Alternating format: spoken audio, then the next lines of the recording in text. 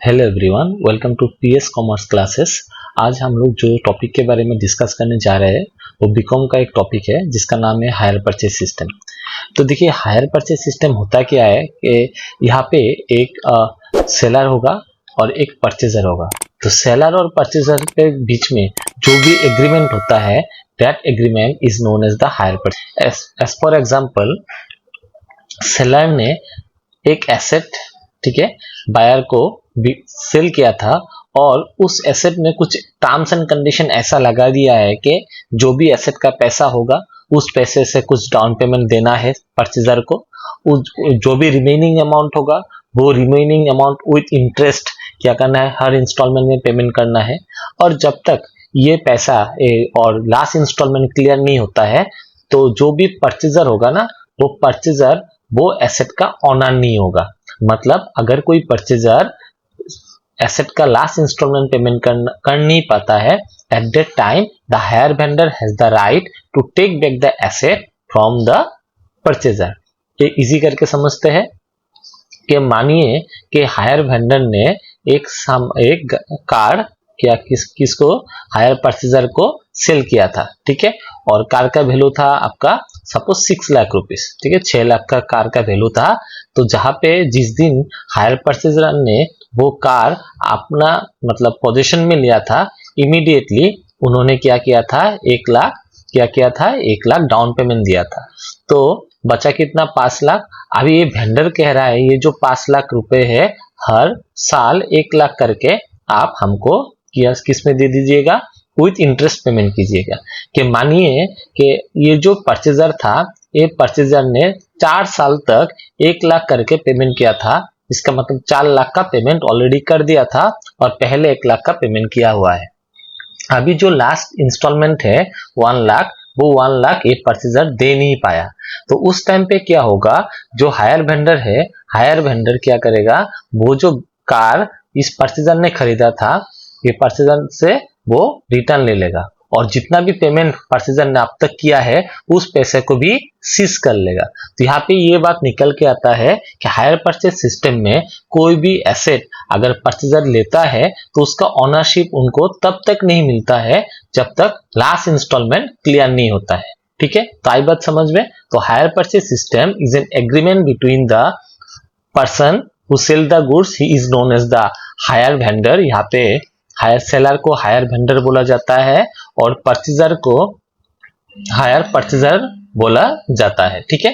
तो it is an agreement between the hire vendor and the hire purchaser where the vendor sell goods to the इसको hire purchaser and the hire purchaser have to pay down payment immediately when he takes the goods, and the remaining amount the hire purchaser will pay in installment with interest.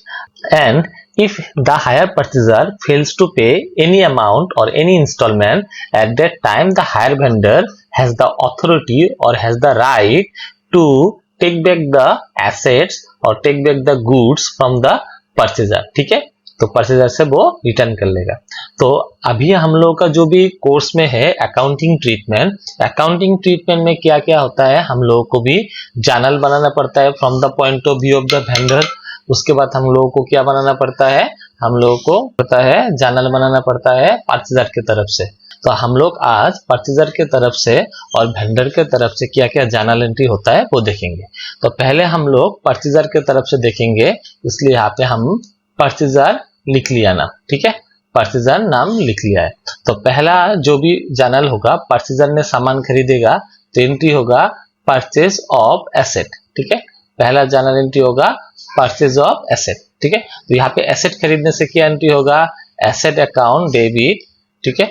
और किससे खरीदेगा, to hire vendor से। अगर question में vendor का नाम mention रहता है तो वहां पे नाम लिखेंगे। उसके बाद अगर परचेजर ने वेंडर को डाउन पेमेंट दिया होगा, पेमेंट मेड, अगर डाउन पेमेंट दिया है तो उसका क्या एंट्री होगा, वेंडर को दिया है तो हायर वेंडर अकाउंट क्या हो जाएगा, डेबिट हो जाएगा टू।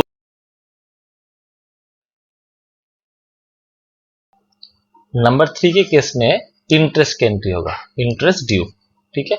तो एज ए परचेजर परचेजर के लिए इंटरेस्ट क्या होगा, एक्सपेंसेस होगा, इसलिए इंटरेस्ट अकाउंट क्या हो जाएगा, इंटरेस्ट अकाउंट डेबिट होगा। टू किसको देना है पैसा, हायर वेंडर को, ठीक है। उसके बाद नंबर 4 में इंस्टॉलमेंट भी देना है, इंस्टॉलमेंट पेड। यहाँ पे एंट्री क्या आएगा, हायर किसको पेमेंट करना है, हायर वेंडर को पेमेंट करना है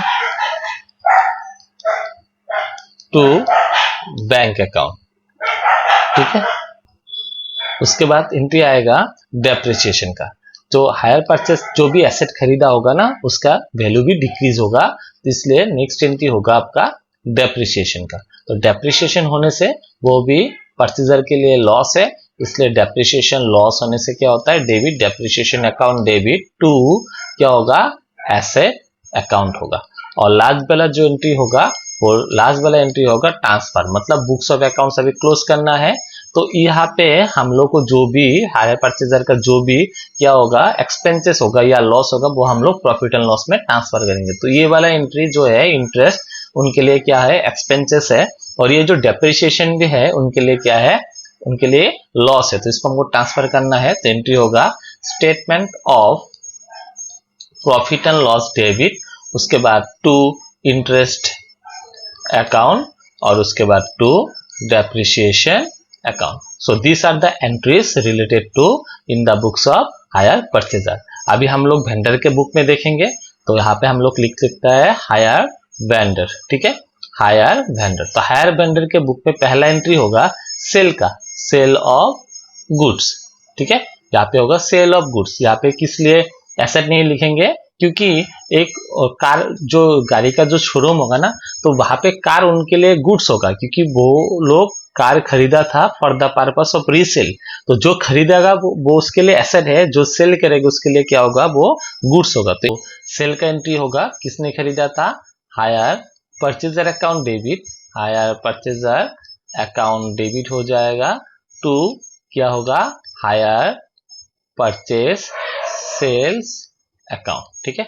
नेक्स्ट नंबर 2, उनको डाउन पेमेंट मिला, डाउन पेमेंट रिसिप्ट, ठीक है, डाउन पेमेंट रिसिप्ट, सेलर को तो डाउन पेमेंट मिलेगा, तो मिलने से इनका बैंक बैलेंस इंक्रीज होगा, तो बैंक अकाउंट क्या हो जाएगा, बैंक अकाउंट डेबिट होगा, और किससे मिला, हायर परचेजर से मिला, हायर परचेजर अकाउंट, ठीक है।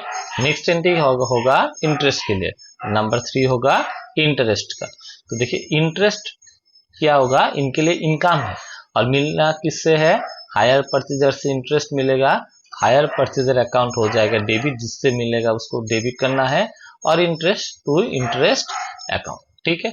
नेक्स्ट नंबर 4 में हम लोग देखेंगे, नंबर 4 में इंस्टॉलमेंट रिसिप्ट। तो यहाँ पे इंस्टॉलमेंट मिलेगा, इंस्टॉलमेंट रिसिप्ट, तो इंस्टॉलमेंट रिसिप्ट करने के साथ साथ इनका अकाउंट, इनका बैंक बैलेंस इंक्रीज होगा, तो बैंक अकाउंट डेबिट, बिजनेस का बैंक बैलेंस इंक्रीज होगा, बैंक अकाउंट डेबिट टू किससे मिला, हायर परचेजर से मिला, हायर परचेजर।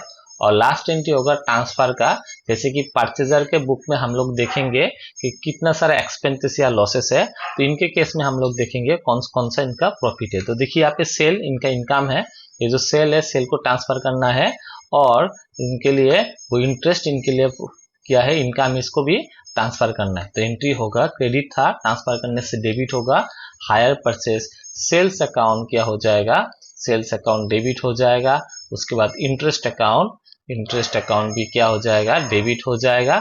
उसके बाद टू क्या लिखेंगे हम लोग, statement of profit and loss, ठीक है। तो ये एंट्री होता है इन द बुक्स ऑफ वेंडर के लिए।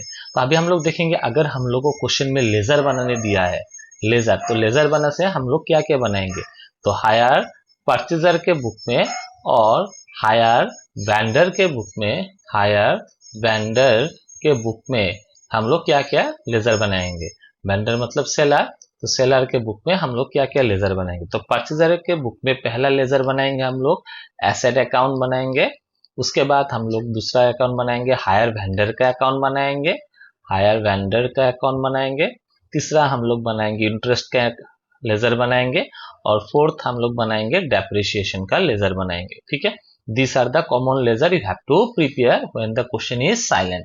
नेक्स्ट अगर वेंडर के बुक में बनाना है तो पहला हम लोग बनाएंगे हायर परचेजर का बनाएंगे, हायर परचेजर का लेजर बनाएंगे, उसके बाद हम लोग बनाएंगे इंटरेस्ट का, उसके बाद हम लोग इंटरेस्ट का बनाएंगे।